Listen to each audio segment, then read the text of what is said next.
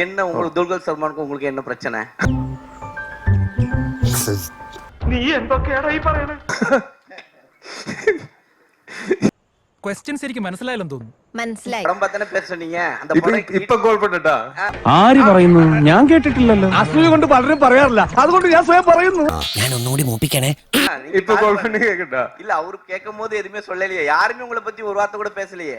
കുറെ വിവരം ഇല്ലാത്തവന്മാരെല്ലാം കൂടെ ഒരു നാട്ടിൽ ഒന്ന് ജനിച്ച്. ഇടാ പറയുന്ന നിനക്കില്ലേലും കേൾക്കുന്ന എനിക്കില്ലടാ ഒരു ചളുപ്പ്. நீங்க கேட்டீங்களா? நான் கேட்டேன். நான் கேக்குறேன். ஏன் என்ன பத்தி எதுவும் பேசலன்னு நான் கேக்குறேன். கண்டிப்பா എന്തോ ചെയ്യുമെന്ന് പറ. നാറികൾ ഈ ഹൈദരാബാദിൽ ഇവറ്റുകൾ സ്വയം തരില്ലെന്ന് വെച്ചാൽ അന്നയില് ഇருந்து இன்னைக்கு வரைக்கும் he has been the sweetest to me. നീ ഇത് കുത്തിപ്പൊക്കിയ നീ പോടേ, പല കൂലി കിട്ടുന്ന ജോലിക്ക് പോടേ.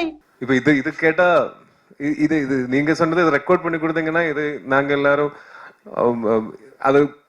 அது we'll listen to it and laugh out loud. കിട്ടിയ മുതലും പലിശ ചേർത്ത് കിട്ടി.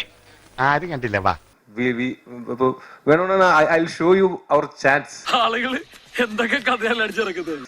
WhatsApp chats. அப்போ தெரியும் உங்களுக்கு எங்களுக்குள்ள இருக்கிற அந்த ரிலேஷன்ஷிப் என்னன்னு. നീ പോടാ ഓപ്പൻ. നീ ആരാ ചോദിക്കാൻ? ഞങ്ങൾ എന്ത് ചെയ്യും? நான் வெளியில இருந்து பார்க்கும்போது இந்த gossips இந்த மாதிரி ரூமர்ஸ் எல்லாம் கொளுத்தி விடுறது ரொம்ப ஈஸி. സ്വന്തം ഇഷ്ടത്തിന് തട്ടിവിടുന്ന നാക്കെടുത്താന്നേ പറയൂ. ஆனா மோஸ்ட் ஆஃப் த டைம்ஸ் இதெல்லாம் படிச்சு இதெல்லாம் கேட்டு நாங்க உட்காந்து சிரிப்பேன். ഇത് കര വേറെ മനെ. എടാ ഫോൺ തരാ, ഞാൻ I'll show the WhatsApp chats. You can check for yourself. മോനെ കാണിച്ചു തരാൻ എന്താന്നുള്ളത്.